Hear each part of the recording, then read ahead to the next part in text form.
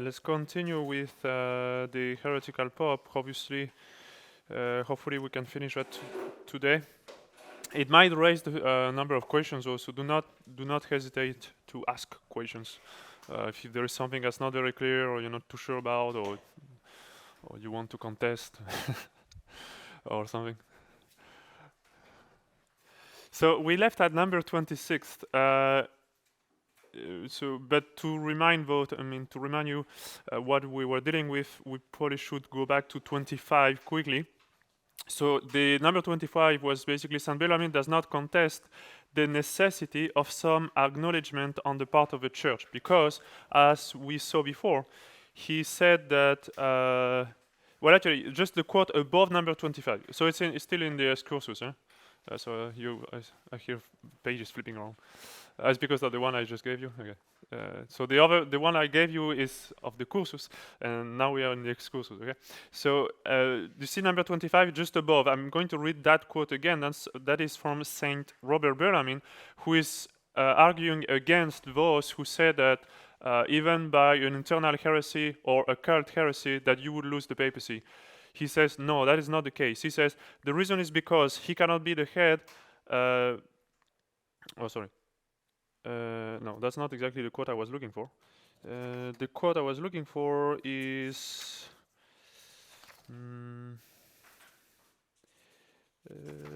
sorry. It's in page 6. On the left column, I can just read you. You don't need to move. Jurisdiction is certainly given to the pontiff by God, but with the agreement of men, as is obvious, because this man, who beforehand was not pope, has from men that he would begin to be pope.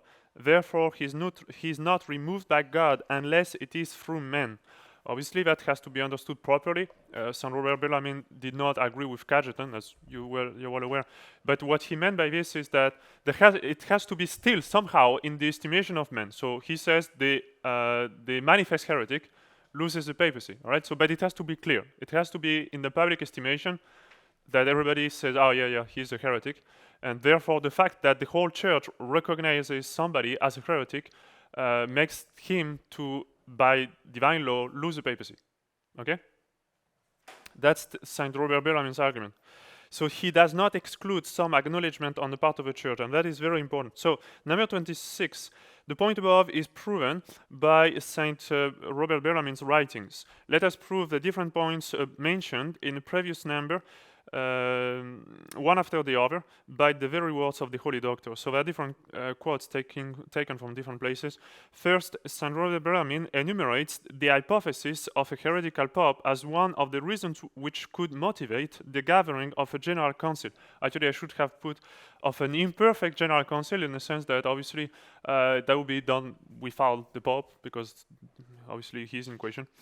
So the fourth reason why you would need general council, according to St. Robert Bellarmine, the fourth reason is suspicion of heresy in the Roman pontiff, if perhaps it might happen, or if he were an incorrigible tyrant. For then a general council ought to be gathered either to depose the pope if he should be found to be a heretic, or certainly to admonish him if he seemed incorrigible in morals. So, for example, theologians discuss the case what to do if the pope is really he's so bad.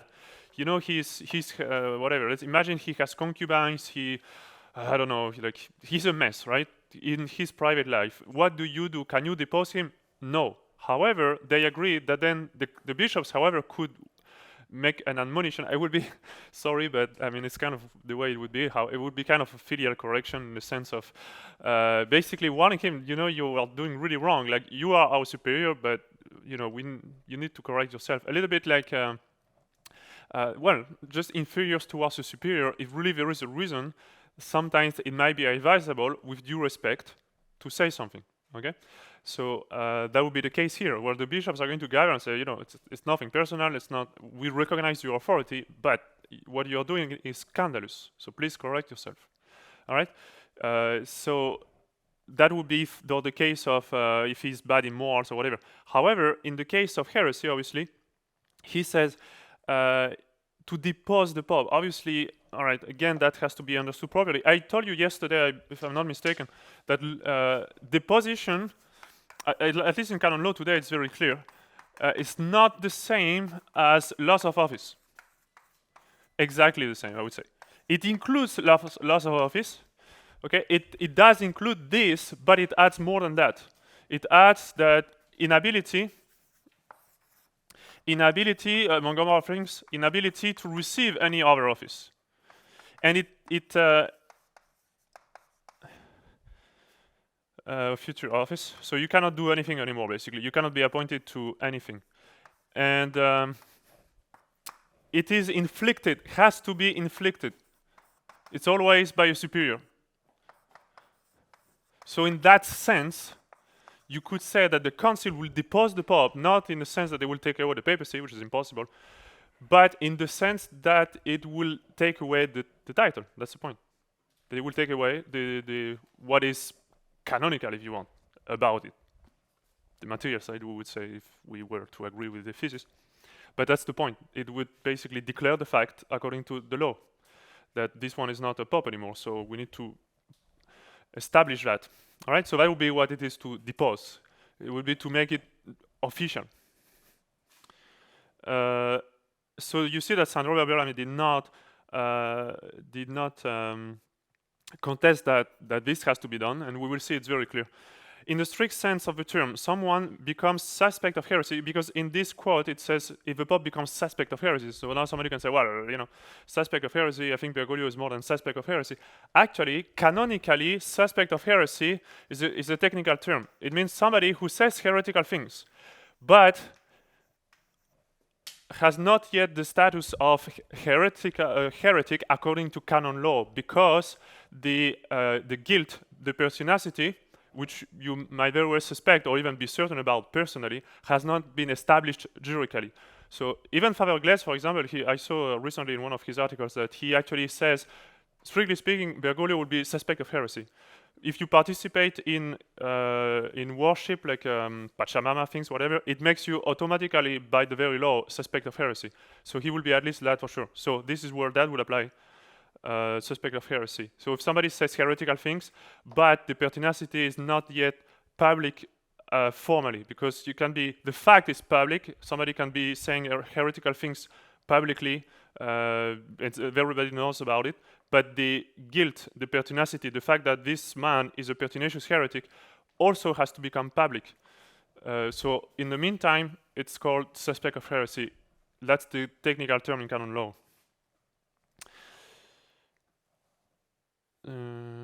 Okay, so if in the strict sense of the term, someone becomes a suspect of heresy when one says heretical doctrines in a context in which a benign interpretation would be hard to give, or if one were to participate in non-Catholic worship.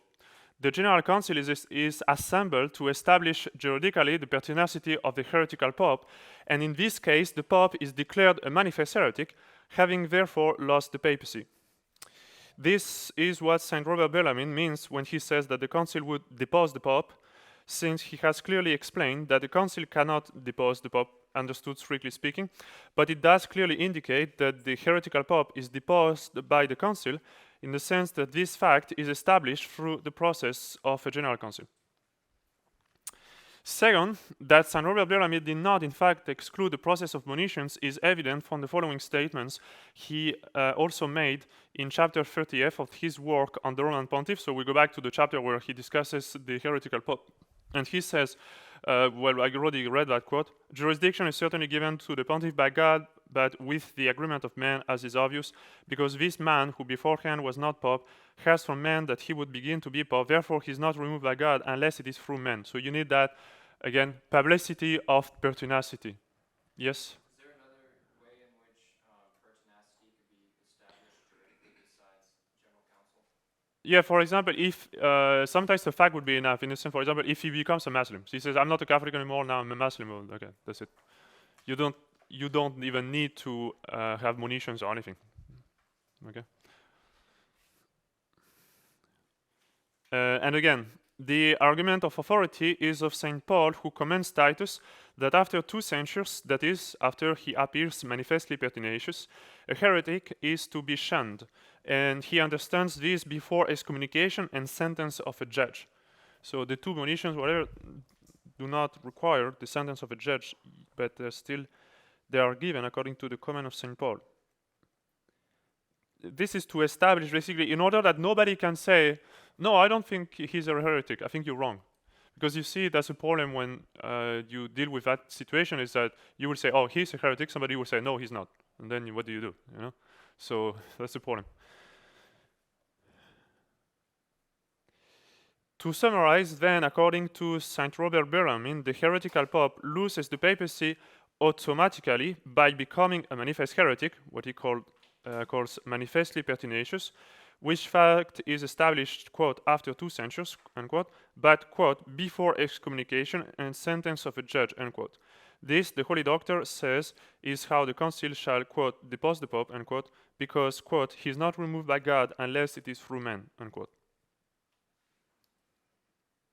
And I put a footnote saying that this already has been explained by Father Lucien, actually, in his book. But, however, I think he was not aware of the passage from the other book, the passage about General Council, because he does not refer to that one. So I'm guessing he was unaware of that one, because it's in another work of Saint Robert Bellarmine. I think if he would have known that, he would have been very happy, because it made it a lot more clear. Confirmation from the teaching of Cajetan himself, 27, that the process described above is the sense in which St. Robert's writings must be understood, is manifested by the fact that he was thus understood by contemporary and later authors. First, it is confirmed by Cardinal Cajetan's opinion. Indeed, so now you have to keep in mind, Cajetan wrote before St. Robert Bellarmine.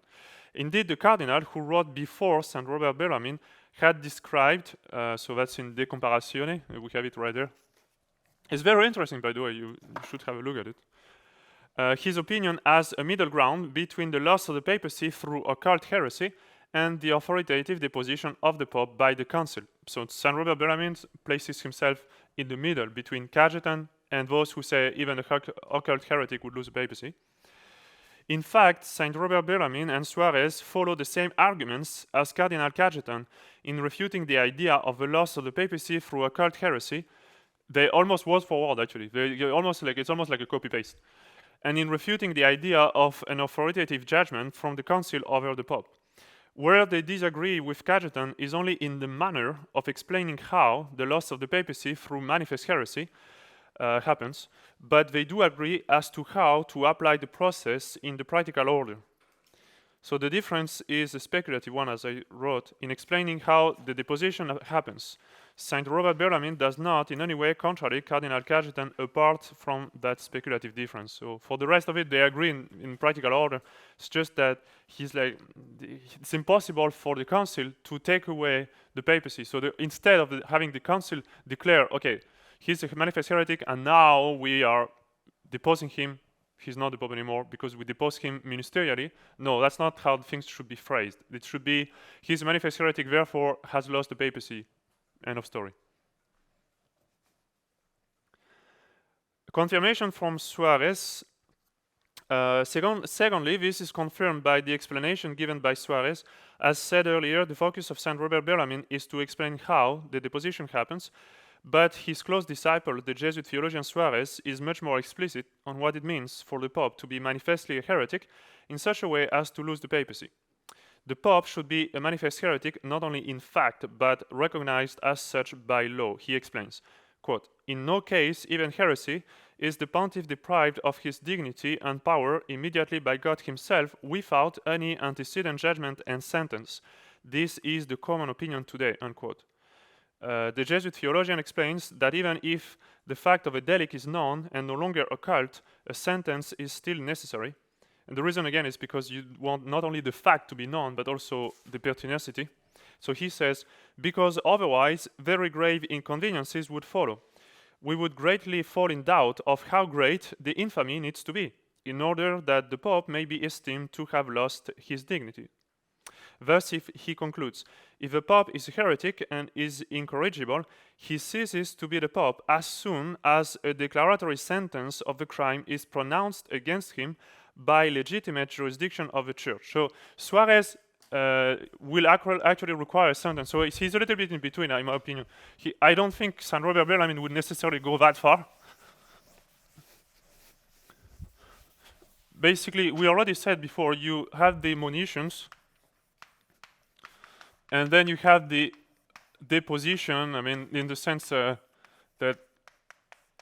the church declares him to not be the pope, whether it takes it away ministerially or whether it just declares the fact.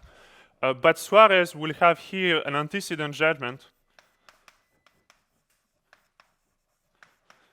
which is not mentioned by Saint Robert Bellarmine. It's not incompatible with what he says, though, but I'm not sure he actually requires that, to be honest. Because the monitions already, if you say basically, we give you 30 days to correct yourself, if he doesn't after 30 days, that's it. He's already manifestly for the whole church a heretic. So, but Suarez would basically say, oh, still, you need the council to say, he hasn't recanted, we have given him time, blah, blah, blah, he's a manifest heretic. All right? Once that is established to the whole church, now everybody knows he's a manifest heretic because the bishops have said it. Now, they can proceed and do another announcement. Hey, now he is not the pope anymore because he was a manifest heretic. You see? So Suarez wants it to be like a two-steps thing. Like first, the church will say, he's a manifest heretic. And then second story, the pope is a manifest heretic, therefore he lost the papacy. You see? That's Suarez's idea. Saint Robert Bellarmine does not mention that one here. So I'm not sure that he requires that. In my opinion, actually, he doesn't. But because those are enough. But so Suarez is a little bit in between, I think. And also, I've seen other people interpret it that way as well. So it seems to make some sense. So Suarez then describes how the heretical pope loses the papacy in the same way as Saint Bellarmine did, and give reference to the Holy Doctor's writings while refuting the opinion of Cajetan. So as far as how it happens, he is completely in agreement with Saint Robert Bellarmine. All right? It's just that for him, you need that sentence to make it manifest.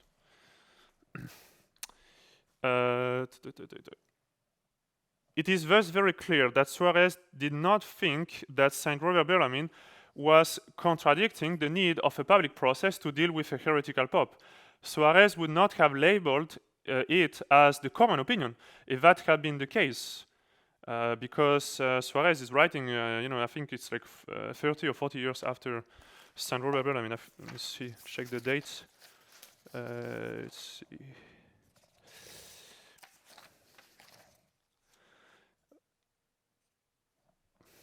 So Saint Robert Bellarmine, 1588, and Suarez, 1622. So yeah, 30 years, pretty much. I mean, because I guess, I don't know when they wrote and when they published, but more or less 30 years later, obviously he knew very well Saint Robert Bellarmine because he referenced him. So he would not have said, oh, this is the common opinion, if there was somebody as eminent as Saint Robert Bellarmine who had basically disagreed with him. So that means he did not think that Saint Robert Bellarmine disagreed with him, which is interesting. Even though Suarez seems to go a little further than Saint Bellarmine, as I told you, since the latter did not mention the need for a declaration of a crime of heresy, although clearly requiring a process to manifest the pertinacity, so it still has to become public somehow, while the former does, their position is quite equivalent and has been classified as being one and the same by later theologians. So that's interesting too, that some will put them together. And you have John of St. Thomas, which I'm giving right away here, that says that this great confirmation by John of St. Thomas.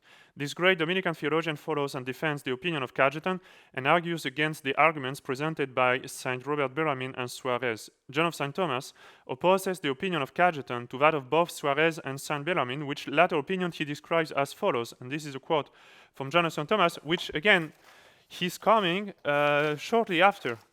Let me see. Yeah, you see, 20 years later than Suarez. So I guess they were obviously speaking to each other. They were reading each other. They were, everything was happening at the same time. So if somebody knew what they meant, it would be people from that period, obviously.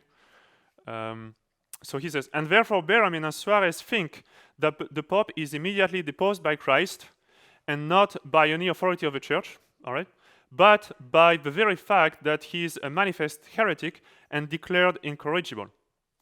So he puts them together, and he actually speaks about that. So I'm not sure. For Saint Robert Bellarmine, did he require that part or not? In practical order, in my opinion, it doesn't really matter. Because, for example, Billois actually would be of the opinion that this is enough. It stops here, and already he would have lost the papacy, but there would be suppliance until he's declared by the church. In the practical order, again, it's not that important, and as much as you somehow need to have recognition by the church that, okay, this man, in fact, is a heretic, indeed pertinacious, and then exactly, how the authority is taken away, I mean, it's very speculative, I would say, at that point. I think if we have a council that has to deal with that, they might phrase it in such a way to leave it open, actually, because they don't need to even define that. You see what I mean? They can still somehow say he's not the pope anyway because he's a heretic, whether it be because we take it ministerially or whether it be because ipso facto or whatever. In the practical order, he's not the pope. That's it. So if I, for example, if I were in charge of a council dealing with that, I would actually leave it open so as to, because as a general council, you cannot really settle a question that's being disputed without the authority of the Pope, and there's no Pope. That's the point. So, but you see that John of St. Thomas, he placed them together, meaning, the fact that he's a manifest heretic and declared incorrigible, they lose the papacy, but that has to come. So 30, this one is very important, this point. Both sides agree, and I have seen that many authors, there's no dispute on that point, so that's interesting. Both sides agree that the Pope is not deposed if he recants his errors before being deposed. This last quote of John of St. Thomas brings up another very important common agreement among canonists and theologians on both sides of this question, whether the Pope truly guilty of a crime of heresy, but who recants his errors while receiving the monitions from the Church would keep the supreme power of the Church. So in that period here, where he's being warned, what about if he comes back? He says, oh, okay, you're sure, sorry, I should not have said that. I recant this and that. What do we do? The answer is commonly answered in the the answer is commonly answered. The question should be. The answer is commonly questioned, and the question is commonly answered.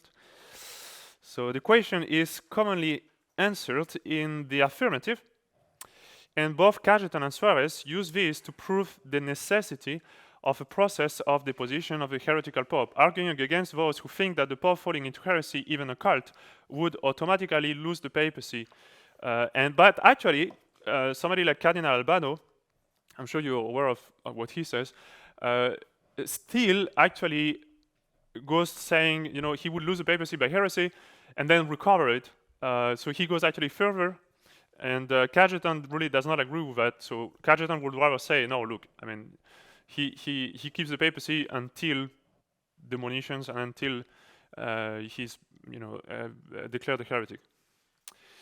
But in any way, here are two quotes that prove that things are, as we said, is confirmed even from those who think the opposite, since they affirm that the Pope, although a heretic, if he is disposed to correct himself, is not deposed. Suarez says the same. Hence, even the authors themselves of the contrary opinion, meaning the one who said that the occult heretic would lose the papacy, confess that in this case he may retain the episcopacy and truly be the pope, which is the common sentence of the canonists. So one of those authors against which Cajetan and Suarez are writing is Cardinal Albano, who was of the opinion that, he would already have lost the papacy, but then if warned by the church he follows the admonitions, then he recovers it. So he was only material, I mean, he doesn't use those words, but basically that's the idea. He was only materially the Pope, he converts, he's formally the Pope. This Cardinal Albano.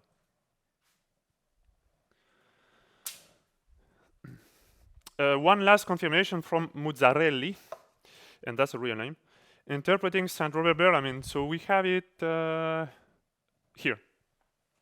2-volume works. This is a really good work. Again, you should have a look into it. There's a lot of books, and I know, I don't dare to ask who actually even opened one of those books. I said I don't dare to ask. But thank you, there is at least one. No, but really, you should at least familiarize yourself with it. I know that your time is limited, and the same for me. So I understand that perfectly.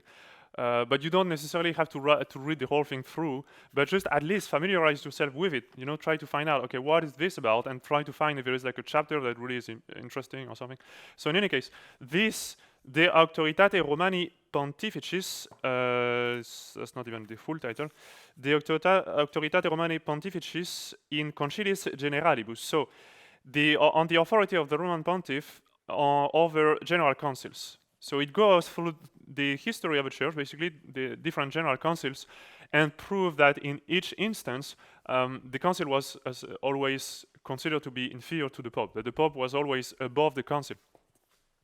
The judge of a council, the pope would be the one convoking the council, and so forth and so on. So in any case, in one of those chapters, he analyzes the Council of Pisa, which is not a legitimate council, actually. But even then, they did something that he commends and he applies St. Robert Bellami's teaching to it. So that's interesting. The Jesuit theologian analyzes the acts of the Council of Pisa, and on this occasion, he exposes the principles defended by St. Robert Bellarmine in the hypothesis of a heretical pope as follows, quote, "Thus it follows that the Roman pontiff, when he becomes notoriously, manifestly, and pertinaciously a heretic or schismatic, ceases by this very fact from being the head and a member of the church. And nothing more is to be done but the declaratory sentence of the church herself, because of the order of law and on account of the universal and undeniable certainty of his fall." So because the fall is absolutely uncontestable, you don't need to do any other kind of declaration or whatever, further process, basically. That would be enough. But because of the order of the law, you still have to do that declaration that, yeah, in fact, he's not the Pope anymore. So just to give you a little bit of a context here, we're speaking about the Great Western Schism. The Council of Pisa was obviously from Pisa. So the Council of Pisa was trying to depose the two other obediences, the one of Rome, the one of Avignon. And I'm sure you know now that most historians consider the true one to be the one of Rome. But in any case, at Pisa, they were trying to depose the other popes. And the problem is they just decided, okay, we're just going to depose them, blah, boom. Muzzarelli says, no, what you should have done, and which the Council of Constance did, is first you warn them and say, look, you are dubious, you better resign, because we have those candidates here. If you want the common good of the church, you have to resign, because if you do not resign, that will be a proof that you actually have a spirit of schism, that you do not want the good of the church, because you are perpetuating, you are continuing the schism by not resigning. So you see how the Council of Constance worked? The Council of Constance, because of those three popes, said, you resign, or if you don't resign, that will be a proof that you are no longer the pope, because you are not willing the good of the church, basically. In so many words, that was the idea. So they deposed one, and the two other resigned, or the opposite, I forgot. But in any case, the Council of Pisa, however, did not take the time to send those warnings. And Muzzarelli says, well, you haven't done it properly. You haven't given them a chance. So, but the Council of Pisa deposed them because they claim, okay, they are heretics, schismatic, whatever. So Muzzarelli is commenting on that, and he explains that how it happens. That basically, if somebody becomes indeed, manifestly a heretic, whatever, then he will lose the papacy by the very fact. And you only need a declaratory sentence at the end, propter ordinem juris, because of the order of law. All right? So it's very interesting. And well, in the quote here, he doesn't quote St. Robert Bellarmine, but he mentions it in the chapter. So there's 3 or 4. I think it's in volume 2. Okay, practical applications. Next page. Fourth question. Weakness of the heretical pope arguments. All the arguments brought forth from the teaching of theologians do not allow to declare the Roman See juridically vacant. We saw that even if you follow St. Robert Bellarmine, you will still need a declaration propter ordinem juris. Whether one applies the teaching of St. Robert Bellarmine or the teaching of Cajetan. These arguments do not in any way contradict the thesis, because for the context, you know that this is done for the defense of the thesis, but actually present arguments that confirm its principles, that there is an order of law and an order of fact. So you might lose the papacy, but then it has to be declared. And that a fact must be recognized by the church in the order of law. Otherwise, the church resembles an unruly mob, which would cause the very confusion against which the great doctors have warned us. And I haven't given the quote of John of St. Thomas, but he has a very good point on that, where he insists on that it has to be done officially, otherwise it's completely messy. Consequence, despite the fact that the Vatican II popes are not real popes, there must still be a juridical process to establish this fact. So, while presenting the theological discussions on the case of the heretical pope, the reader might have forgotten that this exposition was not accomplished in order to establish the fact of absence of authority of the Vatican II popes, since this has been already proven in its proper place through different arguments.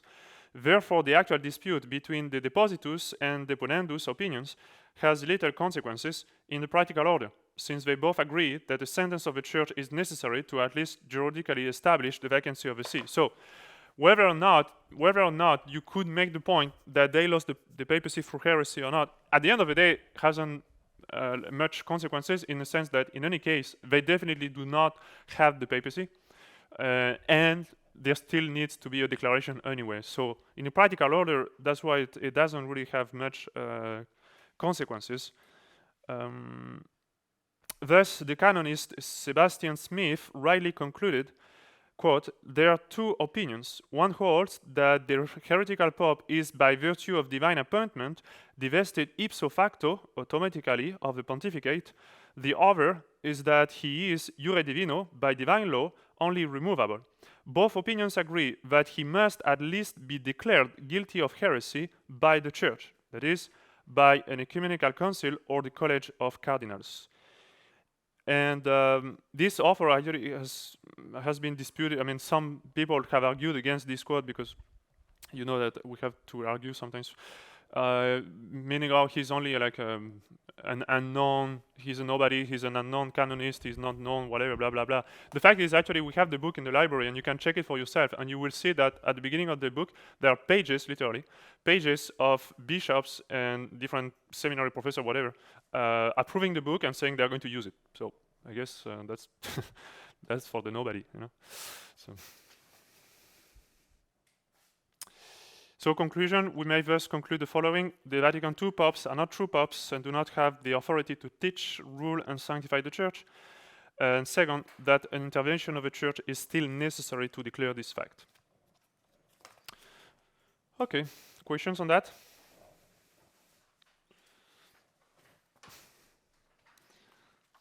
Yes? So it doesn't take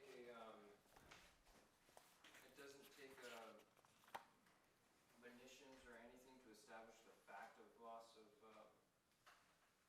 Well, in the sense that, for example, the fact that Bergoglio does not have the authority, we know it already because of the dogma of indefectibility of the Church. All right, so we know that Bergoglio and his predecessors cannot have the authority of the Pope.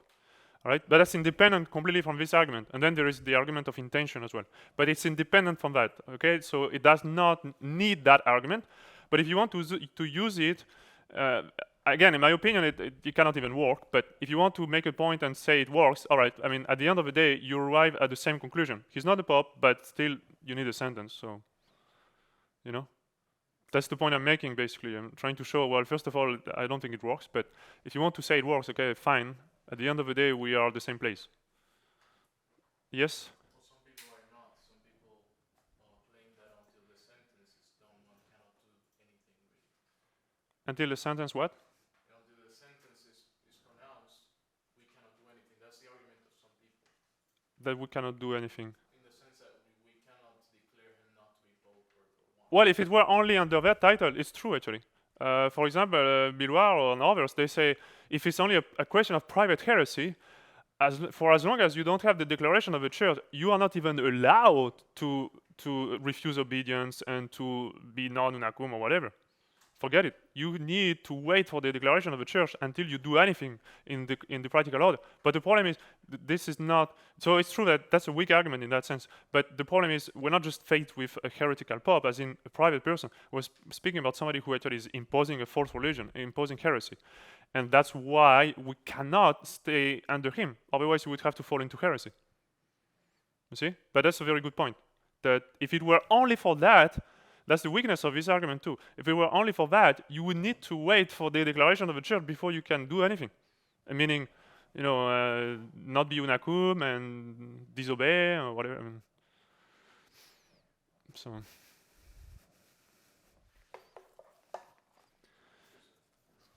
Yes. Well, that's one of the main discussions that I had with many people that don't understand the distinction between private heresy and a public one, and trying to impose.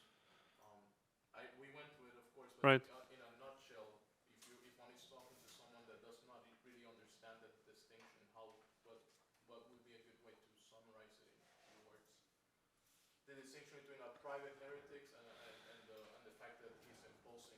Yeah, I mean, the thing is, it's obvious it's not just a question of him being a private heretic in the sense that like people, even historically, that's not true. In a sense, it's not that people said everything is fine in the church, but really, it's John 23rd and Paul VI. Like, what is going on with them? They are heretics, even though we can live at peace. No, that's the exact opposite that happens. Like, boy, we cannot have the mass, we cannot have the faith anymore. What is going on, right?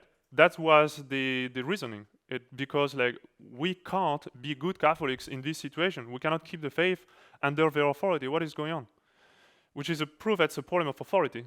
It's not a problem of a person. If it were only a question of the person itself, we would not be discussing that. I mean, it's not our thing. Like, forget it. That would be for the cardinals to deal with and the bishops. It would not be for you like an average layperson or even a priest to decide he's out of the church. But forget it.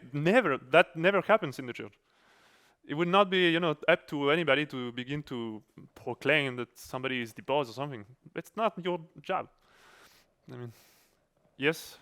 So according to all these heretical pope arguments, technically speaking, Bergoglio and all the previous false popes, they're not even public heretics in the sense that they're suspect, but they're not public in the sense that the pertinacity hasn't been proven. Yeah, well, you have to be careful with that because if they're public heretics in the sense that they teach heresy publicly, and also it's very clear to me that they know what they are doing. But the thing is, it's not juridically established. So in the sense of canon law, it would be publicity that is material but not formal. Actually, that's in canon law, like literally. Yes? As long as it remains material, you can't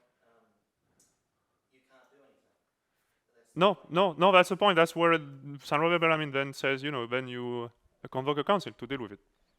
Yeah. So, but if somebody wants to again make the point, oh yes, I think it got to the point where it was enough for them to lose the papacy. I think it wasn't, but let's say somebody wants to make that point, then I insist on that. At the end of the day, you are the same place. You're still waiting for a declaration of the fact. So it really doesn't help you much. And also the problem is you would be completely based on opinions of theologians. Which, okay, I mean, Saint Robert is a doctor of the church and this and that. Right, fine. But to make that as something that would basically, at the end of the day, become a criteria of Catholicity, because, who is the Pope and who is not, that's a problem. Like, it's not a strong argument in that point, because somebody can just say, like the Dominicans of Avrier say, we are Dominicans, we follow the Dominicans, so therefore he's still the Pope. And you can't answer anything to that, because you might say, I think John of St. Thomas is wrong, and I think Cajetan is wrong, and they would say, okay, you can think if you want. We don't care. We think the opposite. And that's it. What do you do? End of story. So obviously, it has a lot of weaknesses. Obviously, now there are other arguments which prove clearly that he can't be the Pope, but yes? I was just going to mention, I think that's where a lot of people get confused, because when you end up with that area of, well, I hold this view, you hold that view, immediately the sedevacantists, without necessarily even being conscious of it, they actually will change their argument to the argument of indefectibility or something like that, which is a distinct argument from heretical. You mean people who argue that? Yes, they will usually do that. So, right, yeah, and that's right. They will say yes, but a pope cannot promulgate heresy, and that's absolutely right. So, but those are two different arguments, and many people get it confused, and it's sad because you are trying to argue that it's impossible for the church to give a rite of a mass that will be evil, like the new mass, and then they answer yes, but he's not deposed yet. Like, that's not the point. You know, so it really you have to make sure you understand clearly that those are two distinct arguments. One is it proceeds actually trying to show the cause of why he's not the Pope. The other is just to observe a sign, an infallible sign that in fact he is not. For whatever reason it is, in fact he has proven to not be infallible in conditions where he should have been, and in conditions where the indefectibility of the church is at stake. So somehow he has to not be the Pope. All right. This argument is actually trying to prove why he's not the Pope, because he was a heretic. All right. So those are two different arguments. One is a posteriori, the other is a priori. Okay.